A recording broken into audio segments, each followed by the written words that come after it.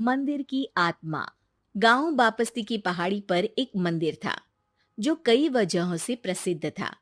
बापस्ती के परिवारों में आपसी सौहार्द बना हुआ था। इसकी वजह उस मंदिर को ही बताया जाता है।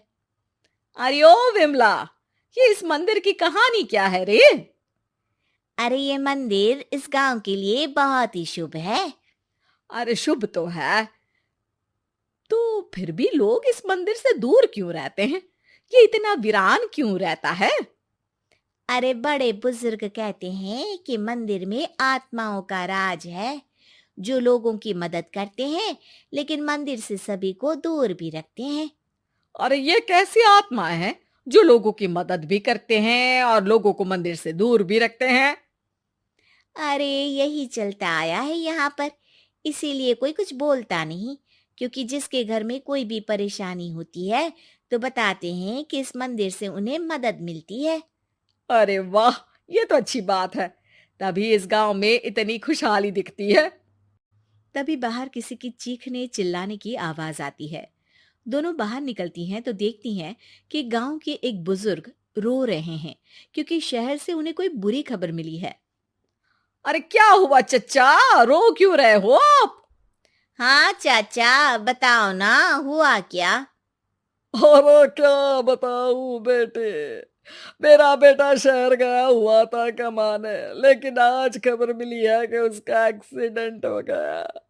वो अस्पताल में भर्ती है। अरे तो इसमें परेशान होने की क्या बात है चाचा, जाओ शहर और बेटे का इलाज करवाओ। हाँ चाचा, विमला सही कह रही है। आप शहर जाओ और इलाज करवाओ। अरे कैसे इलाज करवाऊं, अभी पैसे नहीं है, और शहर के अस्पतालों में इलाज का खर्चा लाखों में आता है। अरे चाचा, भगवान पर भरोसा रखो, कहीं ना कहीं से मदद जरूर मिल जाएगी। बस आज का दिन कैसे भी काट लो।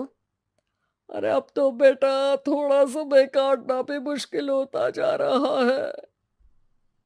देख कमला, तू ही समझा चाचा को।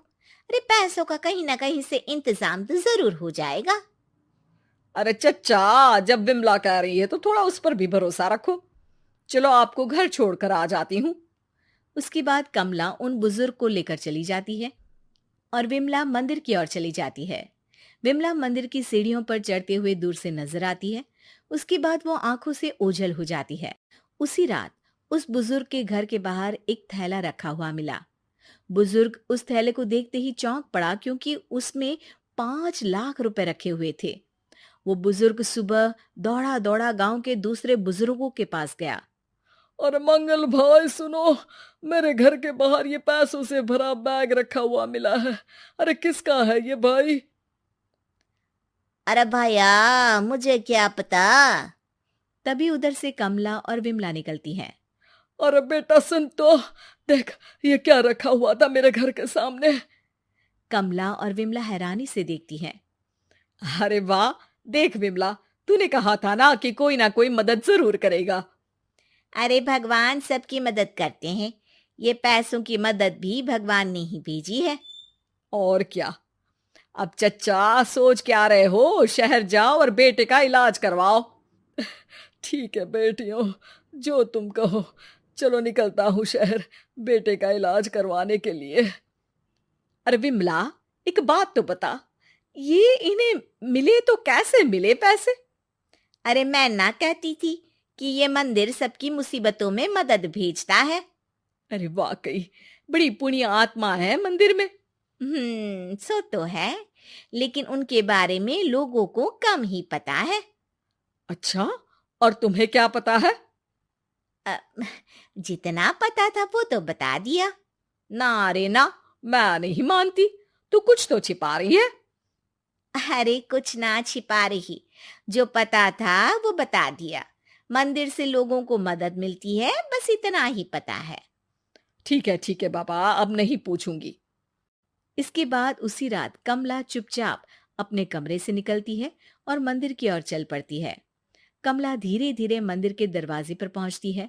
अंदर से हल्की हल्की रोशनी आ रही थी। इसके बाद जो वो देखती है वो हैरान रह जाती है। कमला इसके बाद तेजी से वापस लौट आती है। दूसरे दिन सुबह सुबह। अरे विमला, तू तो छिपी रुस्तम निकली। है? ऐसा क्या छिपा लिया मैंने? अरे तूने तो भनक ही नहीं लगने दी और चाचा की मदद भी कर दी। हैं? ये क्या कह रही हो? ऐसा कैसे कह सकती हो तुम? मैंने कोई मदद वदद नहीं की। अरे सब पता है मुझे, कल रात मैं गई थी मंदिर।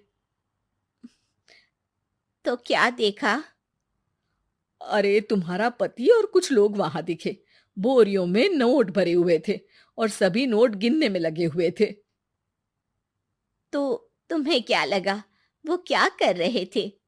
अरे मैं समझ गई कि वो लोग कहीं से डकैती कर पैसे लेकर यहाँ मंदिर के पीछे छिपाते हैं। अब जब तुम जान ही गई हो तो बता देती हूँ, लेकिन ये बात किसी को पता नहीं लगनी चाहिए।